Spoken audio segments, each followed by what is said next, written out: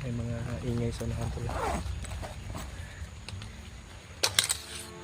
Labas na natin yung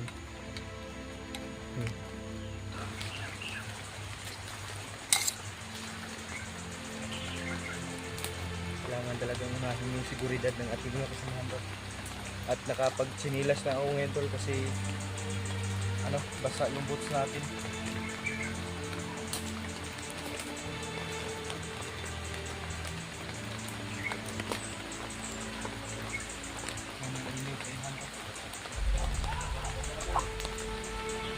Tutukan to. Tutukan sa natin.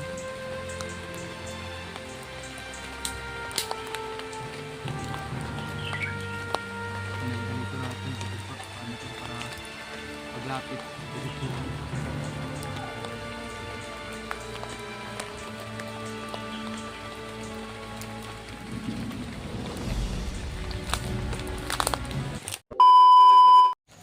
Isang pagpalang araw sa lahat mga tol. Dito po tayo kasalukuyan po tayong nandito sa unahan tol para magbantay at yung yung si Pawix at si Kuya tol ay nasa nandun banda tol.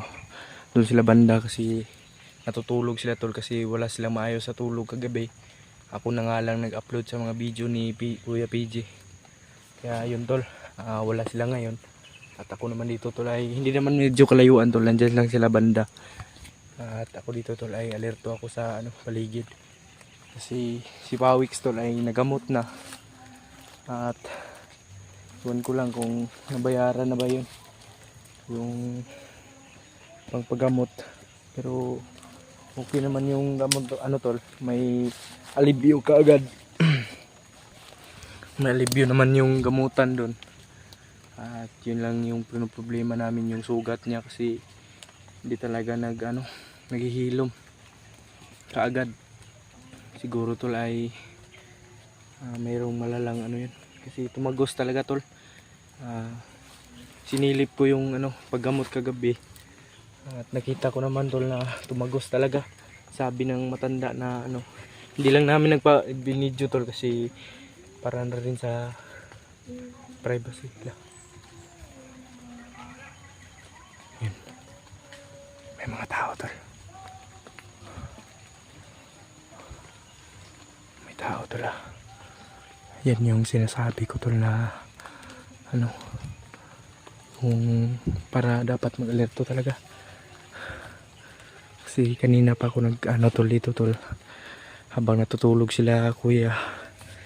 Dito naman ako sa paligid tol nagbabantay. Yan tol, nakikita niyo yung sukal, sobrang sukal dito tol.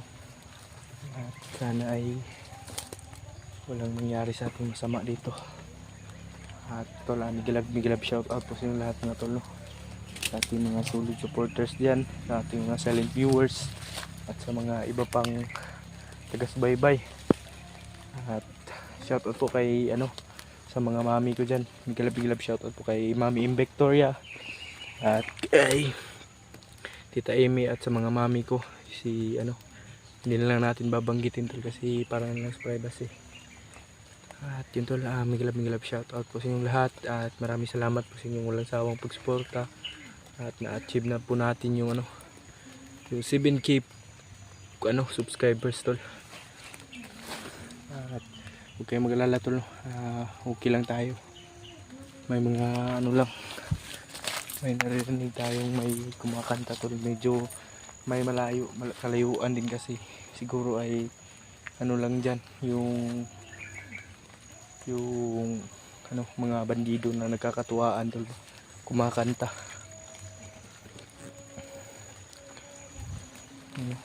Baka makapiray tayo tol. Bantay lang tayo dito banda.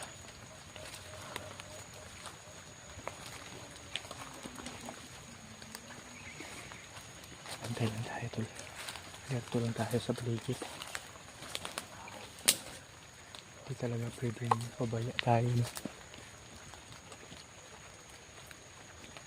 kasi mahirap na.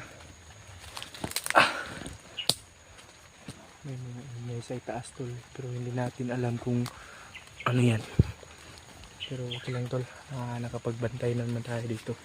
Nalabas lang natin yung samurai. May mga ingay sa unahan tol. Labas lang natin yung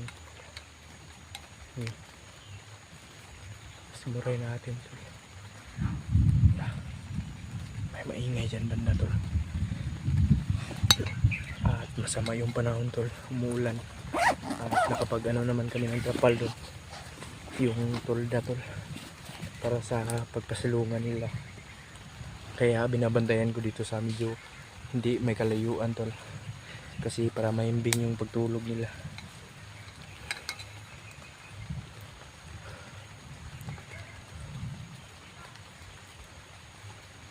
May mga ingay sa doon banda tol. Huwag tayong kumpiyansa tol.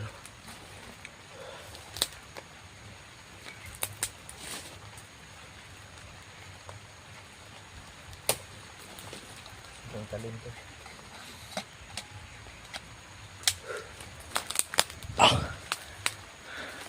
Hindi pa rin tayo kapakampante tol. Kasi hindi natin alam. Magpapalayo muna tayo. Iiwasan natin dyan tol. Pag may lumapit dito banda kila kuya tol ay siguradong tutudasin ko.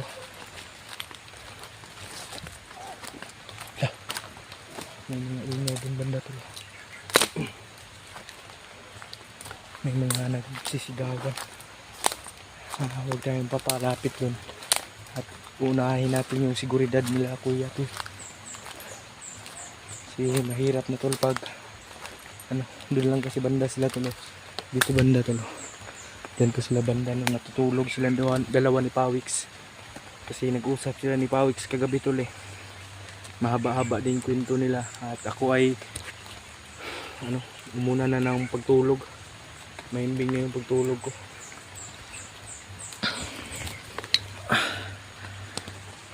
Bantay lang tayo dito tol.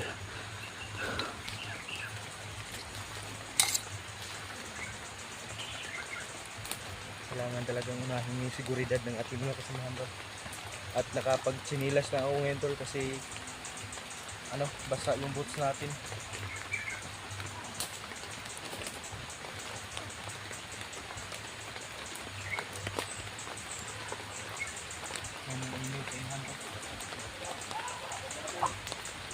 May mga tutukan tol. May mga tutukan sa unahan tol.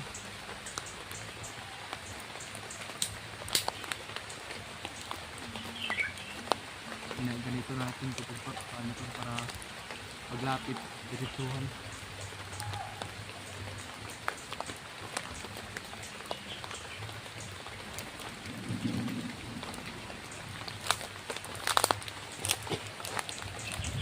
Para tayong hero dito ba na si Zilong.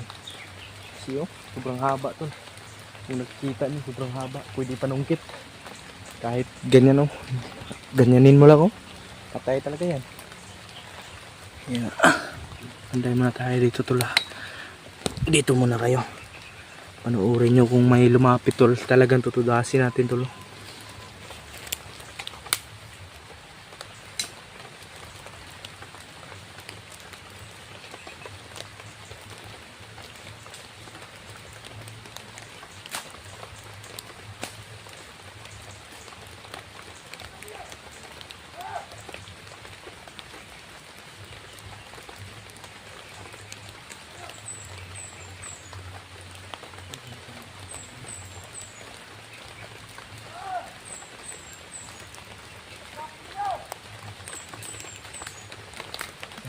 Banda sa unahan tol, parang nagkakatuwaan na siguro yan sila kasi walang putok eh.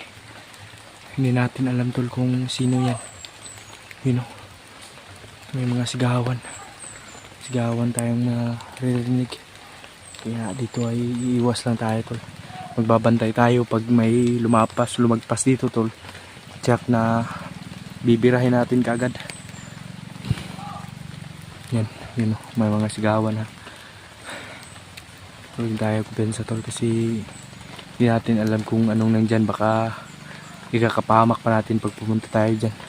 Kaya mas mainam na panatiliin natin maging kalmado sa lahat ng oras at para hindi tayo maargabyado ba. Kumbaga tol ay parang nasa streets tayo. Street ba, yung kalsada. Panatiliin natin maging kalmado habang yung iba tol ay nakikipagpatayan na sa ibang tao. Mark my word, yan yung natin. May mga sigawan doon banda tol. At baliwalain na lang natin yan kasi ikaw lang bahala na lang natin yan kasi yung inuuna natin yung seguridad ng ating kasamahan na si Kuya P at si Pawix. Sana tol ay panuorin niyo pa po yung video natin. Maraming salamat po sa mga walang sawang sumuporta sa akin tol at sa mga buong kasamahan, buong team Pugi. Migilab shoutout po sa inyo mga tol. Para sa inyo po yung ginagawa naming parang katapangan namin ba. Parang tumatapang kami pag nagdadasal kayo at pinapalakas nyo ang aming mga loob. Yun yung pinaka masarap pakinggan tol o masarap basahin pag nagko-comment kayo. Kaya yung mga negatibo na mga komento tol ay hindi na lang natin papansinin at minamahal pa rin natin tol kahit ganyan. Nanonood lang rin naman sila at tulang tandaan nyo tol na hindi tayo nanapak ng ibang tao at pabayaan lang natin sila kung ano ang kanilang hangarin o ano ang paniniwala kasi basta sa amin tol ay makatulong kami ay ayos na yun. Yan ang yung pinaka mainam na mabuting gawain na aming ginagawa kaming lahat ng buong team Pugi, lalong lalo na sa aming ahead na si Kuya Bads Adventure. Migilab shoutout sa inyo Kuya Bads. Sana ay walang nangyari sa inyong masama kung saan man kayo ngayong lupalop na bundok na to.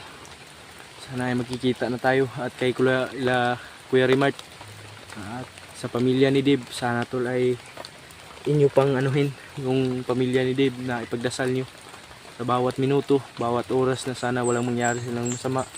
Hindi sana hinibagnot yung pamilya ni Dave.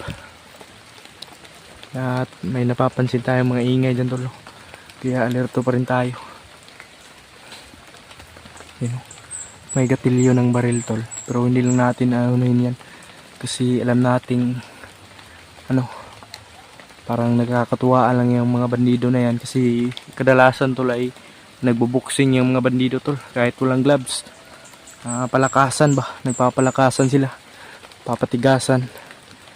At babalik din tayo ngayon kaagad tol pag pag na-secure na natin dito, pag tahimik na yung buong area. Pupunta na tayo dun kay Kuya P at kay Pawix. May sigaw, may mga ingay tayo kumpiyansa tol kasi hindi natin alam yan kung yan.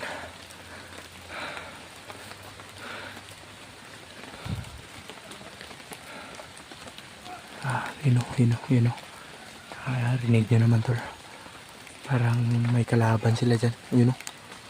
May sumigaw. Tatahimik lang tayo dito tol kasi para hindi tayo mapansin ba o hindi tayo masilip dito na natutulog yung mga kasamahan natin. Parang nag-aanuhan sila dyan tol, nagkakatuwaan talaga. Parang nagsusuntukan lang ba. Ganyan talaga yung mga bandido tol. Parang may plano sila tol. Nagpaplano siguro sila sa paglusob. Parang may namuno dyan na isang commander. Hindi kaya yan sila bagnot. Tol, pabalik tayo kayo ngayon. At gisingin na natin yung sila Kuya P. Kasi anong oras na? Hapon na. Alas 3 na siguro ng hapon. Kasi umuulan na naman. Palagi na lang umuulan dito kasi may nabalitaan tayong may bagyo tol. At gigisingin na natin yun sila ngayon. Kasi para maglakbay na agad kasi sobrang pagod din yun ni Kuya P tol at ni Pawix. Alam natin yung pagod nila, iniintindi natin. At kaya nagbabantay tayo ng maigi. Kasi Kasi kawawa naman pag may nahuli sa amin. Kami lang tatlo. Yan tol, di tayo matatagal dito tol. Punta na tayo.